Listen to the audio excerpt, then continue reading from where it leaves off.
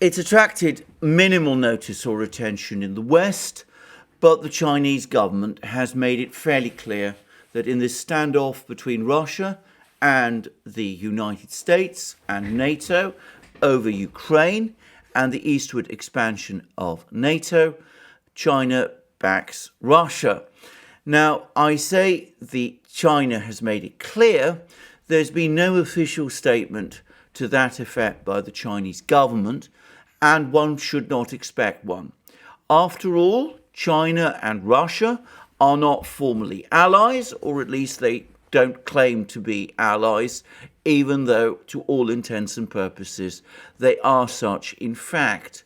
If the Chinese government were to issue official statements backing Russia over in its standoff with the US and NATO, it would appear that China was in fact acting like an ally of Russia, and for that reason, overt statements of support of that nature are not to be expected, though they do take place if situations, they do take place and should be expected if the situation were to escalate.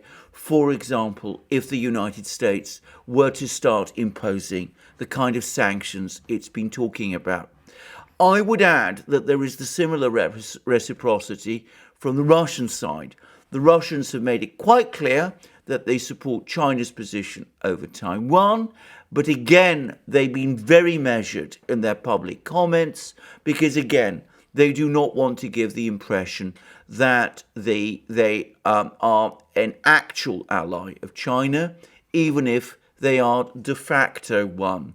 Russian actions here speak louder than words, and the fact that the Chinese and Russian military are now routinely engaged in joint naval and air patrols in the Pacific is Russia's way of making quite clear its support for China over issues like Taiwan and the disputes over the South China Sea.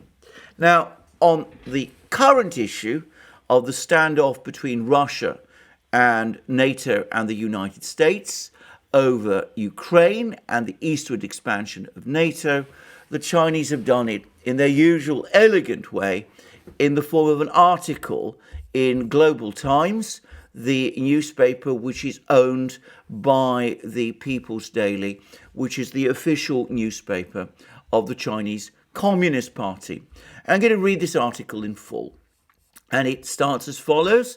And note that it is written, it is unsigned. It merely says that it's written by Global Times staff reporters, which gives us a confirmation that it is approved by Global Times and is therefore ultimately approved by the Chinese government. And this is what it says. In what analysts describe as a candid and tough-toned video meeting between Russian President Vladimir Putin and US President Joe Biden, it ended with a US caveat of Russia on the Ukrainian issue. Analysts warned that the US should be cautious of turning those threats into action, as Russia is unlikely to concede over this core interest issue that threatens its national security, and that any provocative move from Washington and its NATO allies will eventually backfire. Faced with the US crackdown, the bond between China and Russia has grown stronger than ever, as the two countries unwaveringly support each other on many fronts, said experts. They said that such a support of each other's core interests embodies true friendship, which defies the US Cold War mentality, unilateralism, and selfishness. During a 2-hour video call, Biden told the Russian leader that the US would send defensive material to Ukraine above and beyond what the US already has sent if Russia invades, National Security Advisor Jake Sullivan told reporters. Biden also threatened strong economic measures in case of an attack, Bloomberg reported. Putin pushed back, blaming NATO for the increase in tensions through its dangerous efforts to expand ties with Kiev and ratchet up its military potential on Russia's borders, the Kremlin said in a statement that described the talks as frank and businesslike. The Russian president reiterated that Moscow wants binding security guarantees that the US-led alliance won't take in new members to the east or station offensive weapons close to Russia. The virtual meeting between Biden and Putin was their fourth this year, including a face-to-face meeting in Geneva. Analysts said that this meeting attracted wide attention, but was not expected to yield concrete results, as the divergence between the two countries over core interest issues, such as the Ukraine crisis and Iran, is too deep to be fixed during the meeting. As on the Ukrainian question, the two sides drew red lines for each other, and there's no sign of playing down the question.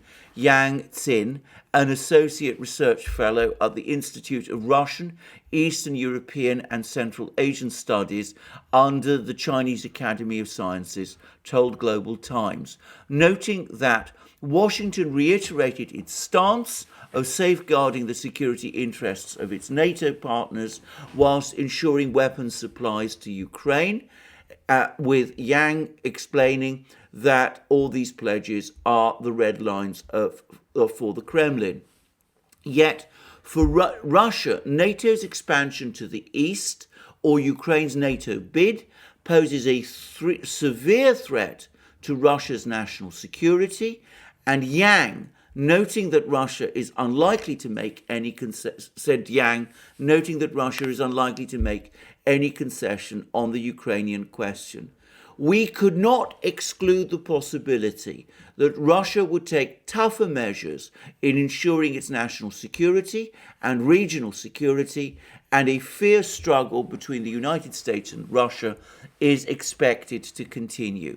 The Wall Street Journal reported in January that NATO has deployed 4 battle groups, nearly 5,000 troops, to Poland and the Baltic states. In addition to military threats, US Undersecretary of State Victoria Nuland said in a briefing on Tuesday on Capitol Hill that the US is ready to isolate Russia completely from the global financial system, with all of the fallout that it would entail for Russian business, for the Russian people, for their ability to work and travel and trade. It is very dangerous for the US to take any provocative moves on Ukraine, as it will face a tough test and severe consequences if Russia and Ukraine engage in a military conflict. Lu Xiang, a research fellow at the Chinese Academy of Social Sciences in Beijing, told Global Times. Despite the meeting being filled with the smell of gunpowder, experts said the meeting helped each side exchange views in a candid way as tensions between Russia and the West rise. Speaking at a Wednesday briefing, Wang Wenbin, spokesman of China's Ministry of Foreign Affairs, said that China is willing to see Russia and the US conduct dialogue and improve relations, which is beneficial to world peace and development. US Secretary of State Antony Blinken and Sullivan turned the muzzle to China and Russia together, with Blinken saying at a Tuesday forum that attempts by China and Russia to expand their territory by invasions of Taiwan or Ukraine, Global Times puts the word invasions in quotation marks, would be serious mistakes with severe consequences. On the question of whether the United States is prepared to deal with a Russian invasion, and this is again in quotation marks, of Ukraine and simultaneous Chinese aggression towards also in quotation marks, the island of Taiwan. Sullivan said in a briefing that the US is taking measures to prevent such situations.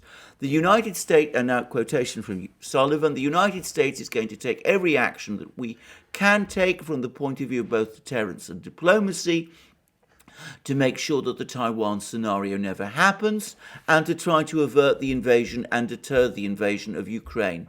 That is the object of our policy right now, Sullivan said. US lawmakers urged efforts to push back against Russia and China in a compromise version of a massive annual defense bill released on Tuesday, proposing $300 million for Ukraine's military and a statement of support for the defense of Taiwan, Reuters reported. For a long time, especially since Putin's power in Russia has been consolidated, the United States has identified China and Russia as its two most crucial strategic targets for containment. On account of the concerns of Americans, they want to retain the ability to interfere in internal affairs of other countries, whilst China and Russia are probably the only two countries who are willing and, more importantly, capable of protecting their sovereignty, experts said. Biden called the leaders of France, Italy, the United Kingdom and Germany to brief them on the conversations he had with Putin. He is expected to speak with Ukrainian President Volodymyr Zelensky on Thursday, Sullivan said. Experts said that marshalling allies is a common tactic used by Washington to confront its adversaries, such as China and Russia, because the US is aware of its powerlessness to challenge those two countries single-handedly. Yet, such tactics also have many flaws. On tackling Russia, the United States and its allies are at odds on the Nord Stream 2 natural gas pipeline, a route to sell more gas to Europe from Russia. And on China, the US allies also have concerns because they do not want to be forced into an us or them situation, experts said. The US is unable to contain China and Russia simultaneously, and targeting one means the other will go further and pose a bigger threat to Washington. Very important sentence, by the way. Let me just repeat it. The US is unable to contain China and Russia simultaneously, and yet targeting one means the other will go further and pose a bigger threat to Washington.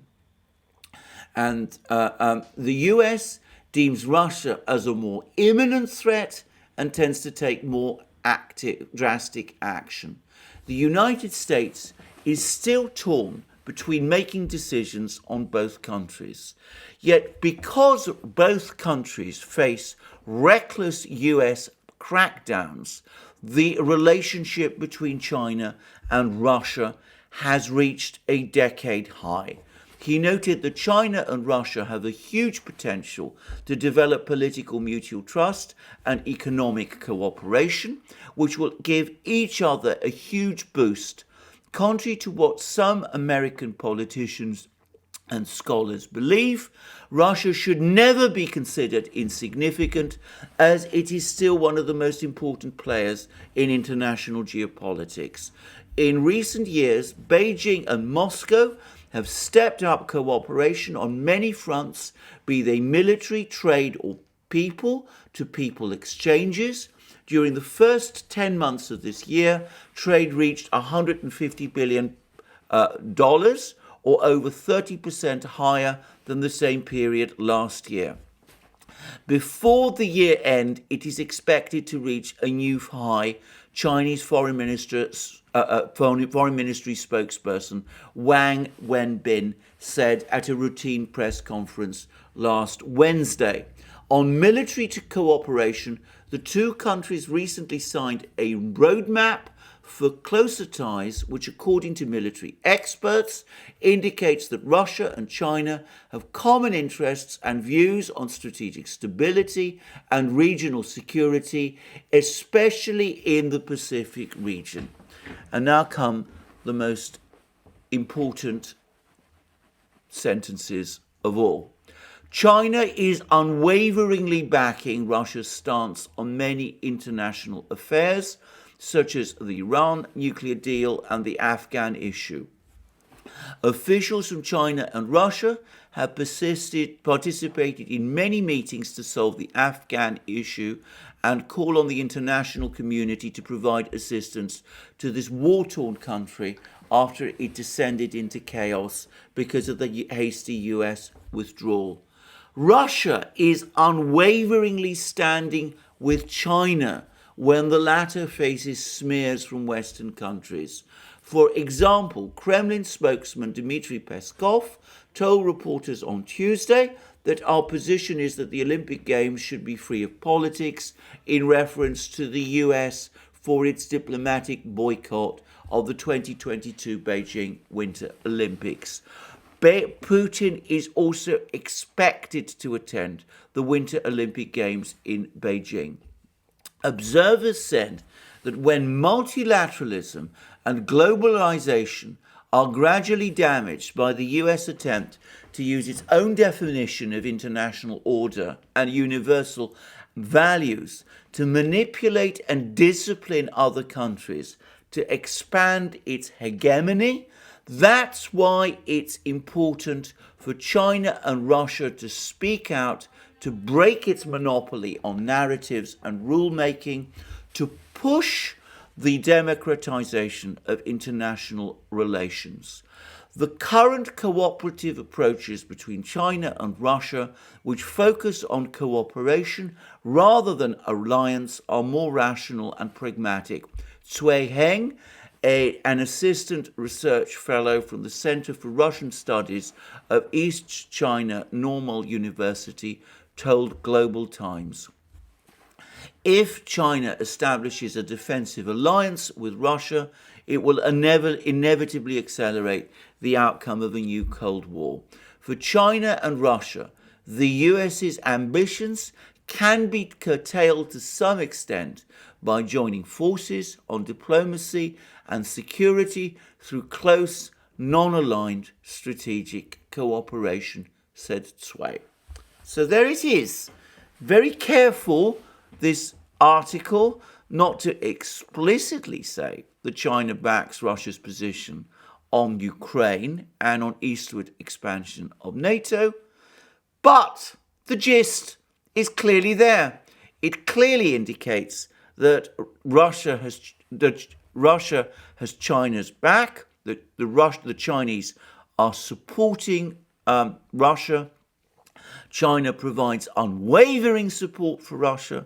Russia provides unwavering support to China. US pressure on Russia will backfire, and that all the pressure that the United States is making, both on China and on Russia, is pushing the two together and causing them to strengthen their cooperation. Russia will not concede on its core interests, and implicitly it has China's support, just as China will not concede on its core interests and implicitly has Russia's support. And though the two sides will not formally announce an alliance, which will simply accelerate the division of the world into blocs, which at the moment does not serve their joint interests, the reality is that they're cooperating with each other in order to limit and constrain the United States. It requires a little attention, but overall it could hardly be more clear, and the overall meaning is clear as crystal. Now, I'm not the only person who's noticing this now. There's been a very interesting article by Ambrose Evans-Pritchard, who is one of the more intelligent commentators in British affairs. He's not always right on many things, by the way. On China, in my opinion, he is always and consistently wrong, and he has some very strange ideas about wind power, which I don't agree with, and he's wrong on many other things too. But I've never denied that Ambrose is a clever man, and he has written a very interesting article in the Daily Telegraph. Now, it's so interesting that despite the fact that it's behind a paywall, I'm going to read it in full because it shows that even people in the mainstream media in Britain and the United States are now starting to wake up to the strategic crisis that the United States and the Western powers are facing, a strategic crisis which I have been talking about in program after program on this channel. And the article reads as follows: The West's nightmare, a war on three fronts. There has never been a more unsettling strategic landscape in my lifetime. We must turn our attention to the prospect of conflict. And it goes on as follows: Whilst Britain's political class is distracted by a Downing Street party, the world is at the most dangerous strategic juncture since the Cuban Missile Crisis of 1962. The West faces escalating threats of conflict on three fronts, each separate but linked by unknown levels of collusion. Russia's mobilization of a strike force on Ukraine's border, China's dress rehearsal for an attack on Taiwan, and Iran's nuclear brinkmanship. Well, I would, by the way, disagree with Ambrose on his descriptions of all three events. There's no mobilization by Russia on Ukraine's border. China may be carrying out dress rehearsals for an attack on Taiwan, but they've made very clear what the circumstances of that attack would be. And in my opinion, nuclear brinkmanship by Iran misunderstands and misrepresents the process. But that though the United States and the West are in conflict with all three, and that there is some level of collusion between the three, that is indisputable. Anyway, to continue, each country is emboldening the other two to press their advantage, and together they risk a fundamental convulsion of the global order. You have to go back yet further to find a moment when Western democracies were so vulnerable to a sudden change in fortunes. Today's events have echoes of the interlude between the Chamberlain-Daladier capitulation at Munich in 1938 and consequences that followed in rapid crescendo from Anschluss to the Hitler-Stalin Pact. Well, the history is mangled and wrong, and the analogy is wrong, but in a sense that there is a crisis, the West faces a crisis, that again is indisputable. To continue, the least reported, but perhaps the most immediate, is the rapid nuclear escalation of Iran's Islamist hardliner, Ebrah Raisi. In fact, his correct name is Ebrahim Raisi, but never mind. American and Israeli officials think the regime could be as little as 2 or 3 weeks away from the threshold required to assemble a nuclear weapon. That's nonsense, by the way. At which point, the Middle East balance of power changes instantly. Iran's enrichment of uranium at 60% levels has taken it to the precipice. This is the highest level ever, and the regime can easily make the leap to weapons-grade level of 90%, said Helima Croft, energy strategist at RBC Capital Markets and former oil analyst at the CIA. That, by the way, is true, but 2 or 3 weeks is absurd. Israel may not wait to find out whether this really is a dash for the bomb at a time when the United States is focused elsewhere, or a bargaining tactic. Mossad chief David Barnea flew to Washington on Sunday night to test the waters for a preemptive strike. Israel would like the United States to join in with its 2.5-ton bunker buster bombs to destroy Iran's underground sites, but it will not hesitate to act alone if pushed too far, allocating $1.5 billion in October to push for its own attack. Whilst this bubbles, Russia and China are raising the ante in their parallel bids for imperial reconquest. Imperial reconquest? Well, let's move on. Carl Bildt, the UN's former Balkan envoy, warns that the two countries may launch attacks simultaneously in a more or less coordinated fashion, even if they are not formal military allies. This is the nightmare scenario. President Joe Biden hoped to split this revanchist confederacy. Again, I don't agree with the language, but it's the substance we must look through to. By being nice to Vladimir Putin, trying to lure him away from China with the Kissinger policy in reverse, in this instance by offering him Ukraine on a platter. There was more than a hint of Munich in the way that Mr. Biden decided Ukraine's grim fate in a bilateral stitch-up with Germany's Angela Merkel in July. Mr. Biden waived congressional sanctions on Gazprom's Nord Stream 2 pipeline, and in so doing deprived Ukraine of its self-defense mechanism. The US-German accord promised that Russia would not be allowed to weaponize energy flows, but that is exactly what Mr. Putin has since done.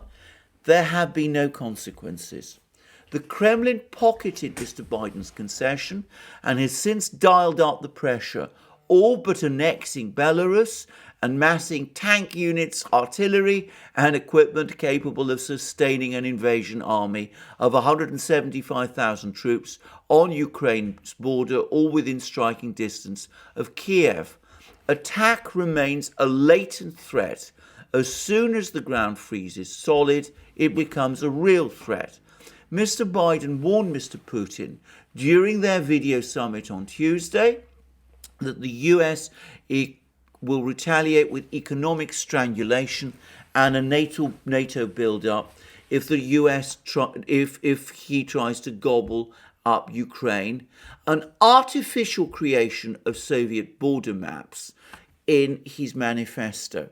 Note that Ambrose accepts the artificiality of Ukraine and the fact that it is essentially a Soviet construct. He then goes on to say, it is hard to see why either warning would deter Mr. Putin. The nuclear option of expelling Russia from SWIFT, the SWIFT system of international payments, has gradually lost deterrent value. The Kremlin has been developing ways to work around it. The Carnegie Moscow Center says Russia has introduced a national version of SWIFT known as SPFS. The country could probably conduct transactions directly with China through the cross-border interbank payment system. It has introduced a national payment card system, MIR, in case Visa and MasterCard are suspended, and these can be linked with China's Union Pay and Japan's JCB. The loss of SWIFT would be a major financial shock for Russia, but it would also be painful for European companies and untenable in light of Europe's gas dependency. Disconnecting SWIFT is absolute fantasy. Are Germans going to carry money in suitcases to Russia to pay for their gas, said Vladimir Jabarov from the Russian Federal Council. Actually, this overstates the effect of a disconnection from SWIFT. As I said, what the Germans would actually do in that case is post to Gazprom promissory notes, the way money has always been transferred historically up to the date when the SWIFT system was created, with promissory notes, by the way, still existing and still being used for large payments. Anyway, to continue. As for beefing up NATO, where will forces come from? Germany had 2,000 Leopard tanks 30 years ago. Today it has less than 200. Mr. Putin may never have another chance like this to re-establish Greatest Russia. All stars are aligned in his favour. Europe has disarmed. The green energy switch has not yet gone far enough to break dependency on Russia. The EU has subcontracted its gas storage on its soil to Gazprom itself, which concocted excuses not to fill them. Europe is now heading into winter with inventories down to 43% in Austria, 51% in Holland, and 62% in Germany. Gas TFF contracts for January have risen fivefold in a year to 103 euros per megawatt hour. Power prices have blown through $200, with blackouts all but certain once the hard frosts arrive. Mr. Putin has the EU over a barrel. What we do not know is how far Russia and China are coordinating their actions. Lloyd Austin, the US Defense Secretary, said over the weekend that China's latest spate of bomber and fighter sorties into Taiwan's airspace look like a rehearsal for an attack on the island. Last year's war games by the US military revealed that America lacks the frontline clout in the region needed to hold back an invasion. Taiwan could only hope to harass attackers with a porcupine strategy of asymmetric defense, buying time for the US to mobilize. Xi Jinping is in less of a hurry than Mr. Putin. The long-standing assumption is that China has time on its side over Taiwan, though less than before. And then he goes on to discuss various aspects and goes on to say, Xi might conclude that a parallel conflict in Ukraine, along with a weak White House and a craven Europe, offer an opportunity to act that might not recur. One is reminded of the temptations of the German High Command in 1914 as recounted by historian Fritz Fischer. He's referring to a famous book written by Fritz Fischer in the 1960s called The War of Illusions, which looked at German policy in the run-up to the First World War. There's a lot to be said about that book, by the way, and it's interesting that Ambrose is familiar with it. But anyway, to continue, the generals understood at once that Sarajevo created a unique set of strategic circumstances that might never be bettered. So they struck. Nothing is foreordained. Russia, China, and Iran would all rather achieve their objectives without a fight. An interesting admission. It would be fatal for Xi Jinping to launch an amphibious invasion, always a chancy undertaking that went badly wrong. Mr. Putin would probably settle for the Finlandization of Ukraine and Nord Stream 2 on his terms if he could get both. A well-armed Ukraine with US Javelin anti-tank missiles would be no pushover, even if Russia's crushing air superiority guaranteed victory in the end. I have to say again that this assumption that these Javelin missiles are going to make the situation more difficult for Russia seemed to me wildly off base, but never mind. But there's never been a more unsettling strategic landscape in my lifetime. So yes, Downing Street's Brie and Prosecco party was bad, but perhaps we can now turn our attention to war. Well, lots of nonsense here in Ambrose's article. There always is in all of Ambrose's articles.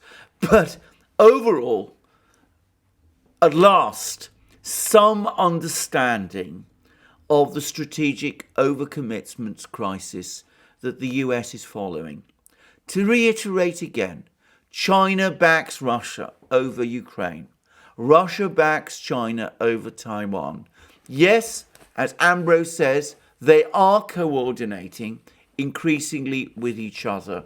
And though Ambrose's comments about Iran seem to me wrong on multiple counts, and though I doubt that Iran is coordinating with China and Russia to anything like the same degree that China and Russia coordinate with each other, nonetheless, he is right to highlight the fact that the situation with Iran is also deteriorating, that there is talk of war there, and that the United States does indeed seem to be stumbling into a crisis on three fronts.